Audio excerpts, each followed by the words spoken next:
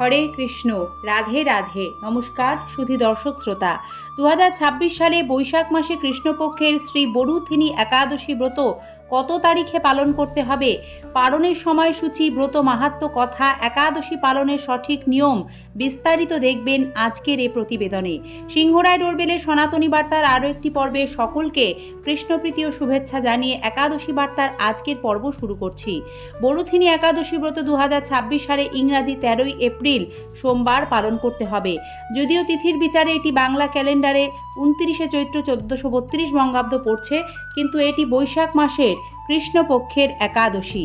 একাদশী পালনের সঠিক নিয়ম হলো একাদশীর ঠিক আগের দিন অর্থাৎ দশমীর দিন রাতে অন্ন ভোজন সম্পন্ন করে রাত 12টার মধ্যেই ব্রাশ করে নিতে হয়। এর কারণ একাদশীর দিন কোনো রকম প্রসাধনী ব্যবহার করা যায় না।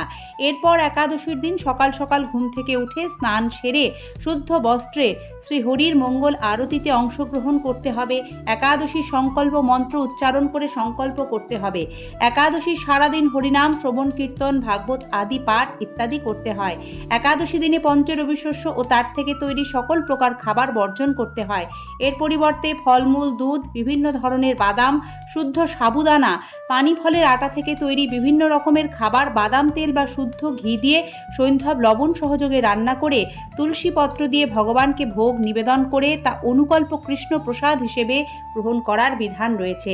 একাদশী ব্রত পালন করে অবশ্যই একাদশী ব্রত মাহাত্ম্য কথা শুদ্ধ ভাগবত ভক্তের শ্রীমুখ হতে পাঠ ও শ্রবণ করতে হয়।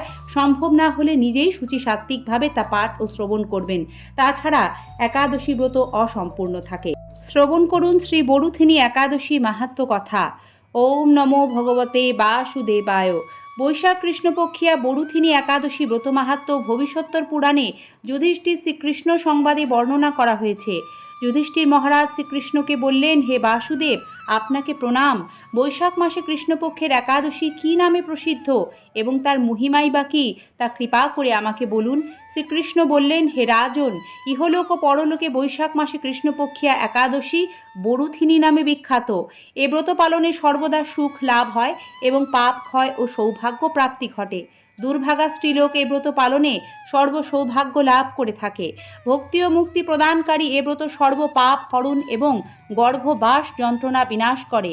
এই ব্রত প্রভাবে মানধাতা, ধুন্ধুমার আদি রাজারা দিব্যধাম লাভ করেছেন। এমনকি মহাদেব শিবও এই ব্রত পালন করেছিলেন। 10,000 বৎসর তপস্যার ফল কেবলমাত্র এক বরুথিনী ব্রত পালনে লাভ হয়। যে শ্রদ্ধাবান ব্যক্তি এ ব্রত পালন করেন তিনি ইহলোক ও পরলোকে সমস্ত প্রকার বাঞ্ছিত ফল লাভ করেন। হে নৃপশ্রেষ্ঠ, অশ্বদান অপেক্ষা গজদান শ্রেষ্ঠ। গজদান থেকে ভূমিদান, তা থেকে তিলদান, তিলদান থেকে স্বর্ণদান এবং তা অপেক্ষা অন্নদান শ্রেষ্ঠ। অন্নদানের মতো শ্রেষ্ঠ দান আর নেই। পিতৃলোক, দেবলোক ও মানুষেরা অন্নদানেই পরিতৃপ্ত হন। পণ্ডিতেরা কন্যাদানকে অন্নদানের সমান বলে থাকেন। স্বয়ং ভগবান গোদানকে অন্নদানের সমান বলেছেন। আবার এই সমস্ত প্রকার দান থেকেও বিদ্যাদান শ্রেষ্ঠ। কিন্তু এই বরুথিনী ব্রত পালনে সেই বিদ্যাদানের সমান ফল লাভ হয়ে থাকে। পাপমতি যেসব মানুষ কন্যার উপার্জিত অর্থে জীবন ধারণ করে, পুণ্যক্ষয়ে তাদের নরক যাতনা ভোগ করতে হয়। তাই কখনো কন্যার উপার্জিত অর্থ গ্রহণ করা উচিত নয়। যে ব্যক্তি বিভিন্ন স্বর্ণালঙ্কার সহ কন্যাদান করেন তার পুণ্যের হিসাব স্বয়ং চিত্রগুপ্তও করতে অসমর্থ হন। কিন্তু বরুথিনী ব্রত পালনকারী কন্যাদান থেকেও বেশি ফল লাভ করে। ব্রতকারী ব্যক্তি দশমীর দিন কাঁসার পাত্রে ভোজন, মাংস, মসুর, ছোলা, শাক, মধু, অন্নের প্রদত্ত অন্ন গ্রহণ, 2 বার আহার ও মৈথুন পরিত্যাগ করবে। দ্যুতক্রীড়া, নেশা জাতীয় দ্রব্য, দিবানিদ্রা, পরনিন্দা, পরচর্চা, প্রতারণা, চুরি, হিংসা, মৈথুন, ক্রোধ ও মিথ্যা বাক্য একাদশীর দিন বর্জনীয়। কাঁসার পাত্রে ভোজন, মাংস, মসুর, মধু, তিল, মিথ্যা ভাষণ, ব্যায়াম, 2 বার আহার এইগুলিও দ্বাদশীর দিন পরিত্যাজ্য। হে রাজন, এই বিধি অনুসারে বরুথিনী ব্রত পালনে সকল প্রকার পাপের বিনাশ এবং অক্ষয় গতি লাভ হয়। যিনি হরিবাসরে রাত্রি জাগরণ করে ভগবান জনার্দনের পূজা করেন তিনি সর্বপাপ মুক্ত হয়ে পরম গতি লাভ করেন। তাই সূর্যপুত্র যমরাজের যাতনা থেকে পরিত্রাণের জন্য পরম যত্নে এই একাদশী ব্রত পালন করা সকলের কর্তব্য। বরুথিনী একাদশী ব্রত কথা শ্রদ্ধা ভরে পাঠ বা শ্রবণ করলে সহস্র গোদানের ফল লাভ হয় এবং সর্বপাপ থেকে মুক্ত হয়ে বিষ্ণু লোকে গতি হয়। পারণ ছাড়া একাদশী ব্রত অসম্পূর্ণ। পারণ হলো একাদশীর পরদিন অর্থাৎ দ্বাদশীর দিনে একটি নির্দিষ্ট সময় থাকে, সেই সময়ের মধ্যে তুলসীপত্র সহযোগে ভগবানকে পঞ্চ রবিশস্য ভোগ আদি ব্যঞ্জন ইত্যাদি আপনার সাধ্যমতো রন্ধন করে তা নিবেদন করবেন। একাদশীর ফল ভগবানের শ্রীচরণে সমর্পণ করতে হবে। একাদশীর পারণ মন্ত্র সেই সময় 3 বার উচ্চারণ করবেন, যা হলো ওং অজ্ঞানতিমিরান্ধস্য ব্রতে না নেন কেশব প্রসীদ সুমুখ নাথ জ্ঞান দৃষ্টি প্রদো ভব। তারপর সেই পঞ্চরবিশস্য ভোগ পাবেন এবং সম্পূর্ণরূপে একাদশী ব্রত সমাপন করা হবে।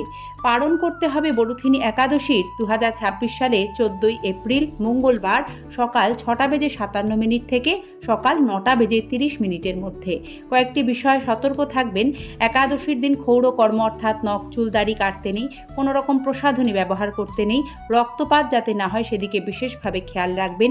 কোনো রকম নেশার বস্তু যার অন্তর্গত চা, কফি, পান, বিড়ি, সিগারেট এইগুলি ভুলেও মুখে তুলবেন না, তাতে শ্রীহরি রুষ্ট হন, ব্রত ভঙ্গ হয়। দর্শক শ্রোতা, এবছর নীল ষষ্ঠী বা নীল পূজা ও বরুথিনী একাদশী ব্রত একই দিনে পড়ায় অনেকের মনেই একটি প্রশ্ন তৈরি হয়েছে, একই দিনে দুটি ব্রত পালন করা যাবে কিনা। আপনাদের প্রশ্নের উত্তর অবশ্যই পালন করা যাবে, বরং বলা যেতে পারে দুটি ব্রত একই দিনে পড়ায় দিনটি আরও বেশি মঙ্গলময়, পবিত্র, গুরুত্বপূর্ণ হয়ে উঠেছে। এই দুটি ব্রতের ক্ষেত্রেই অন্ন বর্জন করে পূর্ণ দিবস উপবাস রাখতে হয়, তাই নিশ্চিন্তে দুটি ব্রত একই দিনে পালন করা যাবে। একাদশী ব্রতের মুখ্য উদ্দেশ্য হরিচরণে পূর্ণ সমর্পণ, শ্রীকৃষ্ণ ভক্তি লাভ। জয় বরুথিনী একাদশীর জয়। জয় শ্রীকৃষ্ণ। রাধে রাধে। ধন্যবাদ। নমস্কার।